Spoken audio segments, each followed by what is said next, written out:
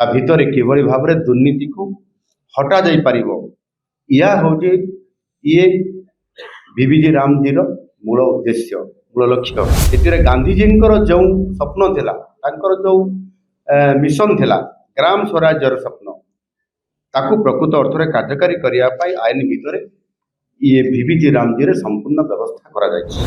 ଅର୍ଥାତ୍ କେନ୍ଦ୍ର ସରକାର 90% ଖର୍ଚ୍ଚ କରିବେ ବା ଦେବେ ଏବଂ ଏହି ରାଜ୍ୟଗୁଡ଼ିକ 10% କେବଳ ଦେବେ, ଯେଉଁଗୁଡ଼ିକ ହିମାଳୟ ପାଦଦେଶରେ ଅଛନ୍ତି।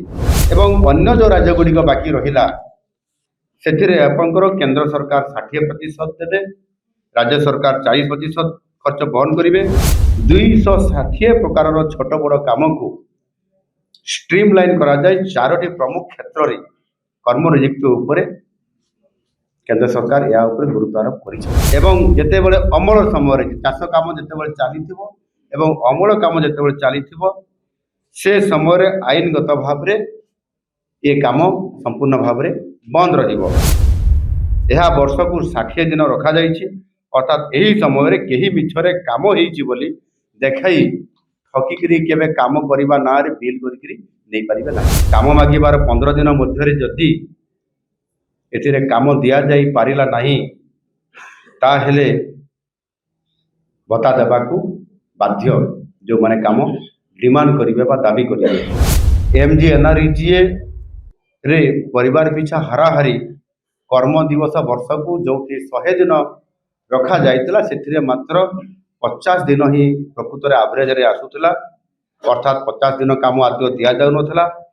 ଆଉ ଏଇ ଯେଉଁ 50 ଦିନ କାମ ଦେବା, 50 ଦିନ କାମ ଦେଇ ନ ପାରିବା ତାର ପ୍ରମୁଖ କାରଣ ଗୁଡ଼ିକ ହେଉଛି ଯେ ଦୁର୍ବଳ ଯୋଜନା, ଅସଂଗଠିତ ବା ଅନଷ୍ଟ୍ରକ୍ଚର କର୍ମ ନିଯୁକ୍ତି, ସ୍ଥାନୀୟ ବିକାଶ ଆବଶ୍ୟକତା ଅନୁଯାୟୀ ଯୋଜନା ଆଦୌ ହେଉନଥିଲା ଏବଂ ଆଉ ଗୋଟିଏ ଆଦୌ ଯୋଜନାକୁ ସମ୍ପୂର୍ଣ୍ଣ ଭାବରେ ତାକୁ ଫୋକସ୍ କରାଯାଉନଥିଲା। ଅର୍ଥାତ୍ ଏଥିରେ ଆପଣଙ୍କର ଋତୁକାଳୀନ ସମସ୍ୟା ଆଉ ପ୍ରଶାସନିକ ସମସ୍ୟା, ବର୍ଷା ଦିନ ଆସିବ, ଚାଷ କାମ ସମୟରେ NREGAକୁ ତା ପାଇଁ ସ୍ୱତନ୍ତ୍ରତା ଭାବରେ ଛୁଟି ବା ଗ୍ୟାପ୍ ରଖିବା ଏବଂ ପ୍ରଶାସନିକର ଆବଶ୍ୟକତା ଅନୁସାରେ କାମ କେଉଁ ସମୟରେ କରାଯିବ ତାକୁ ଦୂରଦୃଷ୍ଟି ସମ୍ପନ୍ନ ହୋଇକରି କାମ ନ କରିବା ଦ୍ୱାରା ଅନେକ ସମୟରେ ଏ ସମସ୍ୟା ଯୋଗୁଁ ମଧ୍ୟ ଅସଫଳ ହେବାର ଇଏ ମଧ୍ୟ ଅନ୍ୟ ଏକ କାରଣ ବନିଯାଇଥିଲା।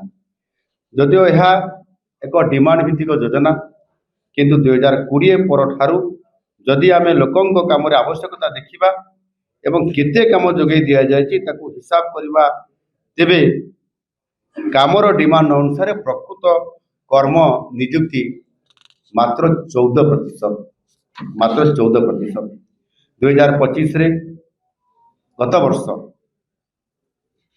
2025ରେ 5.78 କୋଟି ପରିବାର ପାଇଁ 85,334 କୋଟି ଟଙ୍କା ଇଏ ଖର୍ଚ୍ଚ କରାଯାଇଛି। ତେବେ ଯଦି 18ଟି ବଡ଼ ରାଜ୍ୟକୁ ଆମେ ଆନାଲିସିସ୍ କରିବା ତେବେ ଏ ସମ୍ବଳ 6.64 କୋଟି ପରିବାରକୁ ଇଏ ସହାୟତା ନିଶ୍ଚିତ ଭାବରେ ଯୋଗାଇ ପାରିଥାନ୍ତା। ଏହାର ଅର୍ଥ 1.22 କୋଟି ପରିବାର ଲୋକମାନେ କର୍ମ ନିଯୁକ୍ତି ଏ ପର୍ଯ୍ୟନ୍ତ ପାଇପାରି ନାହାନ୍ତି ସେଇ ଆଭରେଜରେ। ଏହାର କାରଣ ହେଉଛି ଅପାରଗତା, ଯୋଜନାର ଢାଞ୍ଚାଗତ ଦୁର୍ବଳତା, ଠକେଇ ଓ ବାଟମାରଣା। ସେହିପରି ଅନଏମ୍ପ୍ଲୟମେଣ୍ଟ ଆଲାଉନ୍ସେସ୍ ପ୍ରଦାନରେ ମଧ୍ୟ ବ୍ୟାପକ ଭାବରେ ବିଫଳତା ଦେଖାଦେଇଛି। ଯଦି ଆମେ ଏହାକୁ ଦେଖିବା ତାହେଲେ 2021ରୁ 2025 ମସିହା ମଧ୍ୟରେ ତାହେଲେ ମାତ୍ର 41 ଲକ୍ଷ ଲୋକଙ୍କୁ ଏଥିରେ ଯୋଡ଼ା ଯାଇଛି। ଆପଣଙ୍କର ଅନଏମ୍ପ୍ଲୟମେଣ୍ଟ ଆଲାଉନ୍ସ ବା ଭତ୍ତା ସେମାନଙ୍କୁ ପ୍ରଦାନ କରାଯାଇଛି। ଏହାର ବିଫଳତାର ଏକ ପ୍ରମୁଖ କାରଣ ହେଉଛି ଦୁର୍ବଳତା ମନିଟରିଂ, ଡିଜିଟାଲ ପଦ୍ଧତିର ବ୍ୟବହାର ନ କରିବା, ସୋସିଆଲ ଅଡିଟ୍ ଗୁଡ଼ିକ ମଧ୍ୟ ପ୍ରାୟତଃ ଏକ ଫର୍ମାଲିଟିରେ ସମ୍ପୂର୍ଣ୍ଣ ଭାବରେ ପରିଣତ ହେଇଯାଇଥିଲା। ଡିଜିଟାଲ ବ୍ୟବହାର ନ ହେବା ଯୋଗୁଁ ମାନୁଆଲ ମୋଷ୍ଟର ରୁଲ୍, ଉପସ୍ଥାପନାର ଭେରିଫିକେସନ କରିବାର ଅସମର୍ଥ ହେବା ଆଦି ବିଭିନ୍ନ କାରଣରୁ ଏସବୁ ଅନିୟମିତତା ଲାଗି ରହିଥିଲା।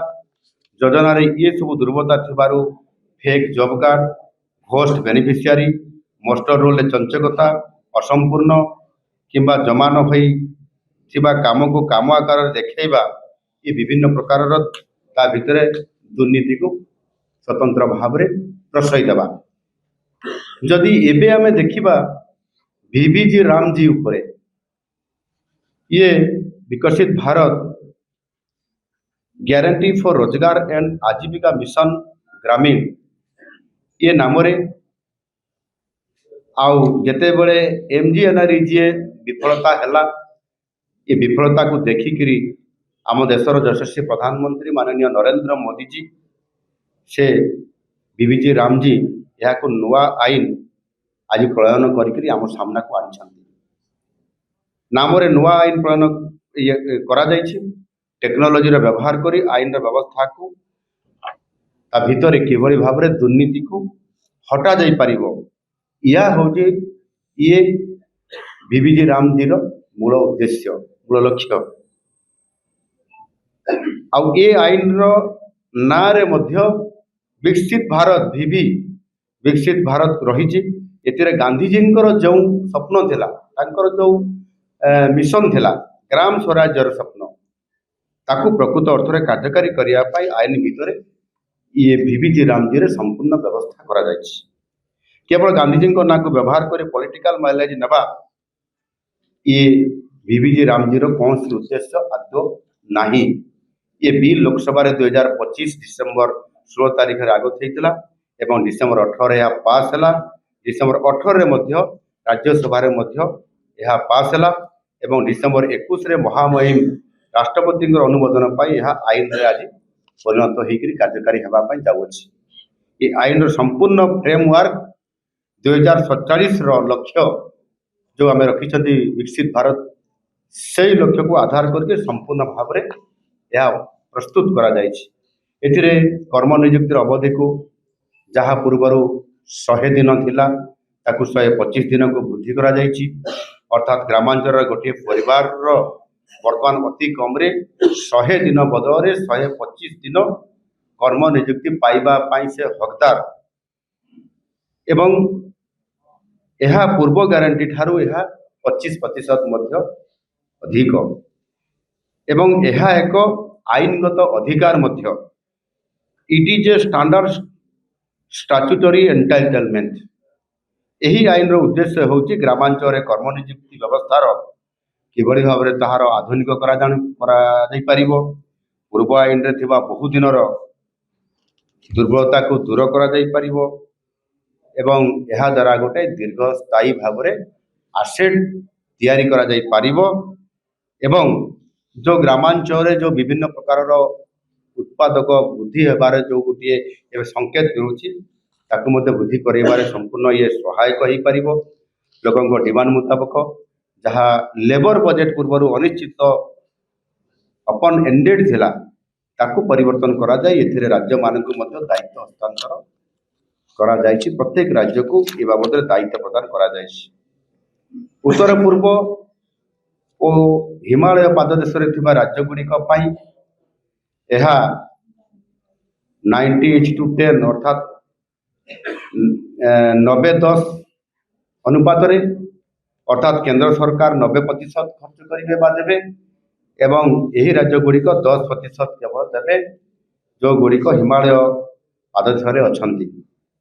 କେନ୍ଦ୍ରଶାସିତ ଅଞ୍ଚଳ ପାଇଁ କେନ୍ଦ୍ର ସରକାର ଏଥିରେ 100% ବଜେଟରେ ବ୍ୟବସ୍ଥା କରିବେ ଏବଂ ଅନ୍ୟ ଯେଉଁ ରାଜ୍ୟଗୁଡ଼ିକ ବାକି ରହିଲା ସେଥିରେ ଆପଣଙ୍କର କେନ୍ଦ୍ର ସରକାର 60% ଦେବେ, ରାଜ୍ୟ ସରକାର 40% ଖର୍ଚ୍ଚ ବହନ କରିବେ।